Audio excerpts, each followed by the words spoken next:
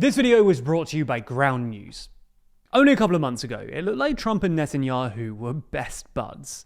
In February, Trump made Netanyahu the first foreign leader to be invited to the White House, sanctioned the International Criminal Court for issuing an arrest warrant against the Israeli Prime Minister, and created a federal task force to combat antisemitism, intended to investigate universities that allowed pro-Palestinian protests on their campuses, which then paved the way for the detention of pro-Palestinian students.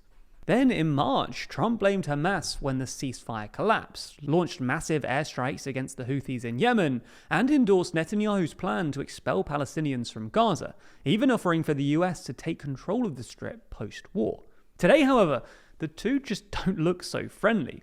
Trump has whacked tariffs on Israel, despite Netanyahu's best efforts, excluded Israel from negotiations with Hamas, the Houthis, and Iran, and followed Turkey's lead in supporting the nascent Syrian state. There were even reports a couple of days ago that Trump was considering recognizing Palestinian statehood, a dramatic change in tone for a guy who was, only a few weeks ago, flirting with mass expulsion. So in this video, we're going to take a look at how the Trump-Netanyahu relationship has apparently deteriorated, and what might be driving this shift.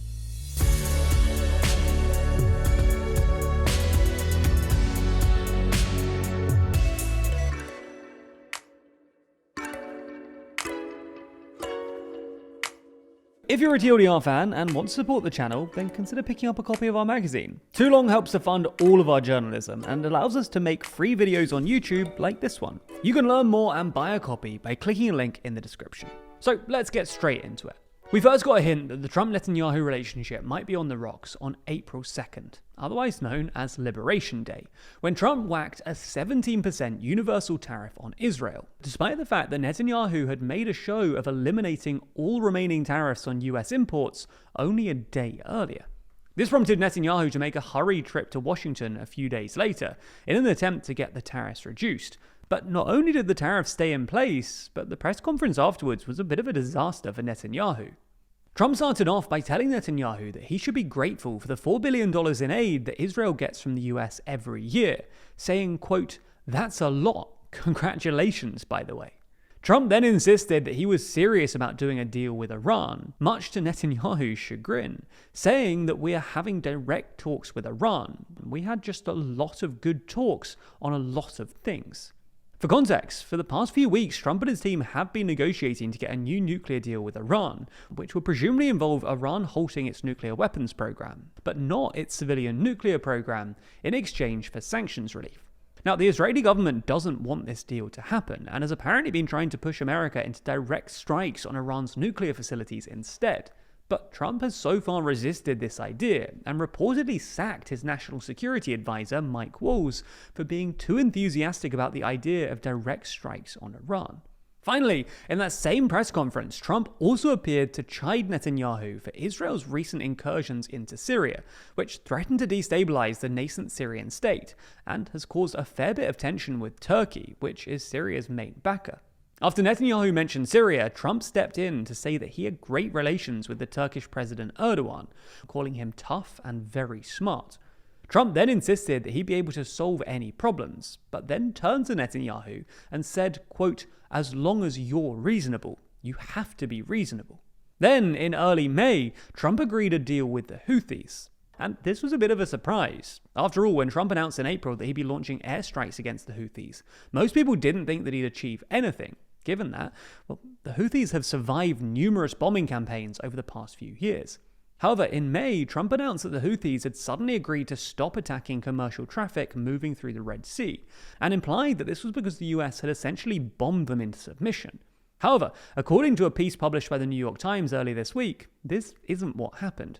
In fact, the bombing campaign against the Houthis was so costly, ineffective, and dangerous that Trump just decided that he'd had enough. And the only way that he could get the Houthis to agree to end their attacks on commercial traffic was by telling them that they were still free to continue attacking Israel or Israeli ships.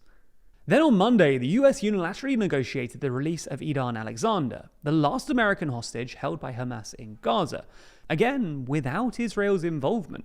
Not only was this deeply embarrassing for Netanyahu, but in a meeting with the family members of the remaining hostages the day beforehand, Trump's Middle East envoy, Steve Witkoff, apparently attacked Netanyahu's government directly, saying, quote, "We want to bring the hostages home, but Israel is not willing to end the war. Israel is prolonging it, despite the fact that we don't see where else we can go." Then on Tuesday, in a speech in Riyadh, Trump again reiterated his intention to do a deal with Iran and announced that the US would lift sanctions and move towards normalizing relations with the new Syrian government, something that Erdogan had been calling for some time now, that won't be well received by Netanyahu. So why has the Trump-Netanyahu relationship apparently soured so sharply? Well, as we see it, there are at least two main reasons. The first is that Trump really wants to continue with the Abraham Accords, i.e. normalizing relations between Israel and its Arab neighbors. This is a project that Trump began in his first term, when he convinced Bahrain and the UAE to normalize relations with Israel, but it's stalled since October 7th, as Arab states turned on Israel over its assault on Gaza. Trump made this very clear in Tuesday's speech, when he said that the Abraham Accords were still his, quote, dream, and attacked neocons and interventionists. However, most Arab states, including the Saudis, who are particularly cozy with Trump, have ruled out normalization until Israel winds down its assault on Gaza and commits to a two-state solution, which would explain why Trump has apparently become so keen for Israel to end its campaign in Gaza, and why we heard reports about him recognizing Palestinian statehood earlier this week. The second reason, however, is political. In short, Trump campaigned as an anti-establishment peacemaker who would end the forever wars and put America first. So some of Trump's base have started complaining, understandably, that Israel's open-ended campaign in Gaza, let alone going to war with Iran, aren't consistent with Trump's campaign rhetoric.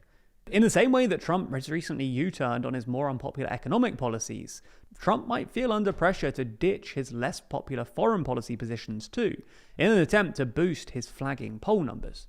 Now, it's worth saying that Trump and Netanyahu have made up before. In 2021, for instance, Trump told Israeli journalist Barak Ravid, "F Bibi. Bibi could have stayed quiet," after Netanyahu heartily and promptly congratulated Joe Biden on his election victory. Nonetheless, if Trump has to choose between Netanyahu and his own approval ratings, we think we know which way he'll end up going. Unpicking all of this, though, all of the regional tensions and alliances, is a complex and nuanced issue, and as such, there's plenty more to read about it online, with 73 sources reporting on it. The issue is, how can you be sure that what you're reading isn't hugely biased? Well, that's a problem we face when making these videos too, and luckily, that's where this week's sponsor, Ground News, comes in. For this story in particular, they've identified that there are at least 9 left-leaning and 26 right-leaning sources reporting on it. In fact, in addition to this, they've also shown the main differences in the headlines between left and right-leaning outlets, with left-leaning outlets generally emphasizing the reoccurring disagreements between the two leaders, and right-leaning outlets insisting that the relationship is still mendable. We're able to do that because of our sponsor, Ground News, whose incredible website and app lets you discover the news and pulls back the curtain on media bias.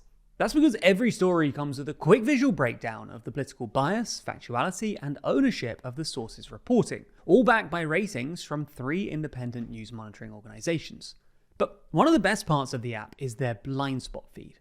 It presents you with stories and articles that haven't been reported on by one side of the aisle or the other, helping you better break out of your media bubble and discover what those on the other side of the political spectrum are really saying. This is all in addition to the bias distribution we mentioned earlier. And together, these fantastic features help you to figure out exactly who's behind the stories you're reading, and what agenda they might have. Ground News is such a useful tool for our current media landscape, and I think that an app like this will only become more essential as the media landscape continues to evolve. So if you're interested in everything that Ground News has to offer, you can get 40% off the Unlimited Access Vantage plan by using the link in the description, or by scanning the QR code on screen. And this offer is only available here, so make sure you go to ground.news/TLDR or click the link in the description to get started and support an independent news platform working to make the media landscape more transparent.